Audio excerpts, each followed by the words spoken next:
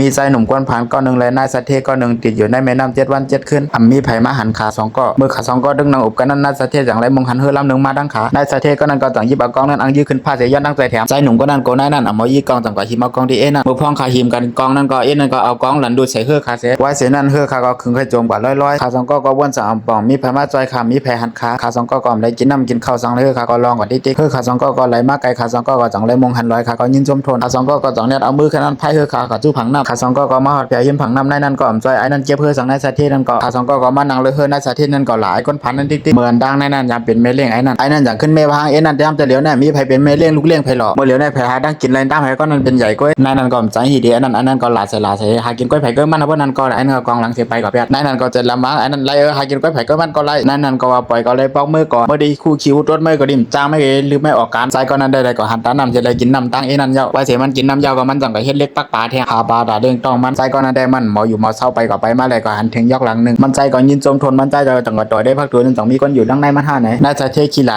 ได้เหมือนนั่นน้ำได้กินก็กระผมใช้ย่าอย่างนั้นใจก็นั่นได้ก็ยื้อปลาก็ยื้อเลยกุ้งนั่นนั่นได้อยู่ในยุ่มเสร็จลักข่อยนั่นก็จะเอากุ้งให้ดังปลามาปิ้งมาย่างนั่นขี้หลานั่นทำเสื้อเอาปลากุ้งที่มันใจนั่นก็จังต่อว่าในเถิดได้ปลาในเงินต้องได้ซื้อสั่งได้หรอมันก็ขายมันนั่นก็ว่าไรเพราะว่านั่นก็ปล่อยก็เลยมือขึ้นก่อนนั่นก็สนใจทั้งเนื้อปลาอันเหลือจากนั้นก็เอาผัดแปดนั่นเหมือนดังมันยำเป็นสัตเทยำทุกข้าวเป็นสัตเทหลงก้นมีหลงผมมันน่าทำใครให้มันมีดังเสื้อใจจังก็ซื้อขี้เฮือก่อนเลยในปังลาใจคนผ่านแล้วก็นำเหตุการณ์เฮือยำเป็นลูกเลี้ยงนั่นขี้หลาในซ้ำจังถังเล็กเปิดเบอร์พ้องเขาก่อนเลยในปังไหลในมันถังเล็กนั่นหลายนั่นติ๊กนั่นซ้ำเฮ็ดลูกเลี้ยงนั่นก่อมจังหีตอบมันขึ้นย้อนมันโหลดเลยเงินแล้วมันก่อมตอบเทียงสังนั่นมันก็เย็นใจอยู่กว่าเสียยังไงนั่นอ่ำตอบเทียงนั่นนึงเช่นถังเล็กนั่นกว่าติ๊กท่าหลายนั่นติ๊กนั่นอ่ำตอบเทียงสังนั่นสองใจนั่นก็เอาเฮือได้เรียกเฮเขาก่อนในกลางปังไหลเฮือขา2 ก้อนั่นก็หอกก่อนในกลางปังไหลนั่นตั้นถึงสังเฮือขาก็จังรับแปดขา2 ก้อก่อมจังหีคำอยู่ในเก็บปังไหลนั่นเสียนั่นมันคิดถังเล็กขี้หลาเปิ้นไหนเยียดก่อนหลายนั่นก่อมเย็นแล้วนั่นเอาตามมือพัดนางเสียมันจังว่านั่นไม่ดีหลากระแทงเพราะไม่หลากระแทงก็ได้ยับไม่เฮ็ดไม่ไม่ต้องไว้เพราะมันโกตายดีในก็ไม่หลบขึ้นถ่อมความก็ขึ้นกำได้นั่นจังว่า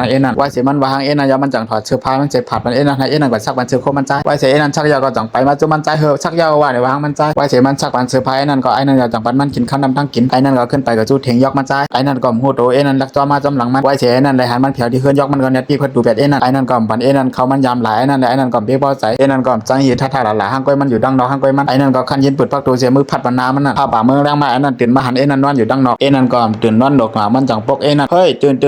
นั่นก็หลูนั่นจังห้องนั่นก็หาปลาย้อนขา2 ก้อไปเลยกินข้าวในขานั่นใจยิบปลากระวำฮัดหลังโกนั่นก็จังเอามือจักเอาบ่มฮัดก็มันรดกินเอาบางนั่นก็ใจเห็นนั่งเฮงเงานั่นเฮียไปขามายังมาปิงปลานั่นรัดกว่าแม่นูนั่นก็กินขีบมันนั่นก็จังลงมาไหลนั่นย่างขี้หลามันยังไม่ไปเบียดก่อนนั่นนั่นก็กินขีบมันแข็งกำนึงจังไม่พูดไหนจะเล่นนั่นก็เฮ็ดพังหานั่นก็เฮ็ดพังหามีเตียงคอมาในเพราะไม่หลาที่ได้ก็ได้เตียงแต่เนี่ยมันใจจังว่านั่นจังมือจังหอมเนี่ยหอมไปรู้เนี่ยใจนั่นหอมนั่นก็ใจเฮกาเลยหอมตามมือมันใจจังหลานั่นก็จังเฮย้อนเปมันใจเลยนั่นก็จังย่ำเฮ็ดขาใจมันใจนั่นก็หาเพื่อนเสียเอาน้ำให้มาวางไว้ตั้งนามันเหินอะไรมันอังนางลงนั่นก็วางมันไผปันไม่นางลงนั่นก็จันเลยนางมันว่าก็เฮือนหาว่าได้มาดีใจยังก็เทียงนั่นจังว่าก็ดีใจไม่ย่างปลาหาได้พักเขาคำฮักคำได้นั่นก็ใจเฮกาเลยย่างปลาเพื่อนกับเพื่อนไม้ก็ถอมันใจหลาได้ที่เจ้านั่นจังว่านั่นไม่ได้เฮ็ดอังก็เทื่องหนาย่างปลาก็เทื่องตินนับมันนั่นเฮียวนั่นก็ใจลำเฮียงหนังยับเอาชายนั่นเฮ็ดถึงมันนามันใจนั่นจังลูกกับราคามันใจวางมันไม่ฮัดเทียงก็เฮียกำได้นั่นก็เฮ็ดให้เอาดินยำบันแข็งกำนึงนั่นก็ห้องเสียงสาใจกันนะเหมือนดังไม่ยำหลาย่ากำกอกำได้เต้นั่นก็จมน่ะไปซึ่งกูก็ดีคำว่าได้คลิปวิดีโอขาเฮาก็เลยใจเจิ้งบินเสียงใต้ขาเฮาไหนขาผักกดไลค์กดแชร์กันขาพองขา